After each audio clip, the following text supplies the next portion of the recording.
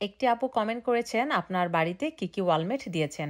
চলুন আপু আপনাদের সবাইকে দেখাই কি কি ওয়ালমেট দিয়েছি। প্রথমেই দেখিয়ে দিচ্ছি এই যে এই ওয়ালমেটটি, এটা এত সুন্দর, দেখেন কত নাইস লাগছে। এবং এই পাশে রয়েছে আরও একটি, এই যে এখানে কাবা ঘর, এবং অপর পাশে আরও একটি রয়েছে এই যে ঠিক এই জায়গাটাতে।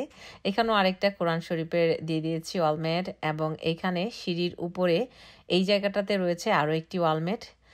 আর এই হচ্ছে আমার বেবির রুম, এবং আমার বেবির রুমের মধ্যে আমি এই ওয়ালমেটটা দিয়ে দিয়েছি। ওয়ালে কিছু কিছু জিনিস দিয়ে দিলে দেখতে কিন্তু বেশ সুন্দর লাগে। আমার দুই বেবির বেডের মাঝখানে আমি এটা দিয়ে দিয়েছি। উইলিয়াম মিরার্সের এই পিকচারটা খুবই খুবই ফেমাস এবং খুব ভালো লাগে আমার নিজের কাছেও। তো এই যে আলিফ রাফির রুম, সব কিছু গুছানো শেষ। এই যে এখানে ফ্লাওয়ারগুলো সেট করে দিয়েছি, পিঙ্ক এবং হোয়াইট। আমার কাছে তো হোয়াইট কালার খুব ভালো লাগে, এই কারণে হোয়াইট কালারের ফ্লাওয়ার দিয়ে দিয়েছি। আর এখানে রয়েছে একটা ল্যাভেন্ডার কালারের খুব বড় সাইজের গাছ। আর এখানে রয়েছে দুইটি সাদা রঙের পাখি, তো এই পাখিগুলো মাঝে মাঝে এরকম পড়ে যায়, আমি আবার ঠিক করে রাখি। আর এই যে রাউন্ড টেবিলে আমি একটা হোয়াইট কালারের ফ্লাওয়ার দিয়ে দিয়েছি। আর এখানে টিস্যু বক্স এবং সোফার কভার সবকিছু আমি পিঙ্ক দিয়েছি হোয়াইটের সাথে। আর এগুলো সব কুশি কাটার তৈরি। আমার কাছে কুশি কাটার সব জিনিসপত্র খুব ভালো লাগে এবং আমি নিজেও বানাই। আমি কুশি কাটার আমার নিজের জন্য ড্রেসও বানিয়েছি, সেটা আপনাদের সাথে একদিন শেয়ার করব। আর এই তো খাবার একটা একটা করে রেডি করছি আর টেবিলে নিয়ে আসতেছি। এগুলো হচ্ছে সব রকমের ভর্তা। আমার কাছে ভর্তা দিয়ে ভাত খেতে খুব ভালো লাগে এবং আমার মেহমানরা খুব পছন্দ করে। এই কারণে আমি সবসময় চেষ্টা করি মেহমানদের জন্য অন্তত 3-4টা আইটেমের ভর্তা রেডি করতে। আজকেও এরকম বানিয়ে ফেলেছি এবং সব কিছু রেডি করে রাখছি, যা যা প্রয়োজনীয়। সোডা রয়েছে, tissue paper and one time plate and everything. এই তো দেখেন আমার সব খাবার রেডি হয়ে গেল।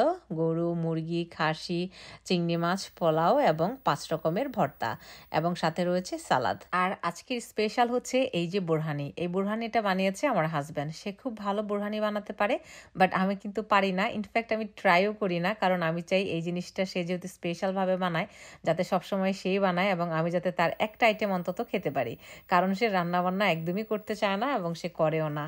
আজকের বোরহানিটা আরও বেশি স্পেশাল, কারণ এটা হচ্ছে আমার বাগানের পুদিনা পাতা দিয়ে করা। কয়েকদিন আগে পুদিনা পাতাটা কিনে এনেছিলাম এই গাছটা, এবং গাছটা থেকে অনেক ডালপালা গজিয়ে বড় হয়ে গেছে, এবং নিয়মিত পানি দিয়ে আমি সার দেই, যার কারণে খুবই খুবই তাড়াতাড়ি বেড়ে উঠছে এবং অনেক অনেক পাতা হয়েছে, এবং পাতাগুলো অনেক গ্রান, খুব ভালো লাগছে। তো আমার হাজব্যান্ড দেখে তো অবাক, বলে আরে কয়েকদিন আগে না এই গাছটা কিনে দিলাম, আর সেই গাছটা এখন এত বড় হয়ে গেছে, এত পাতা হয়ে গেছে।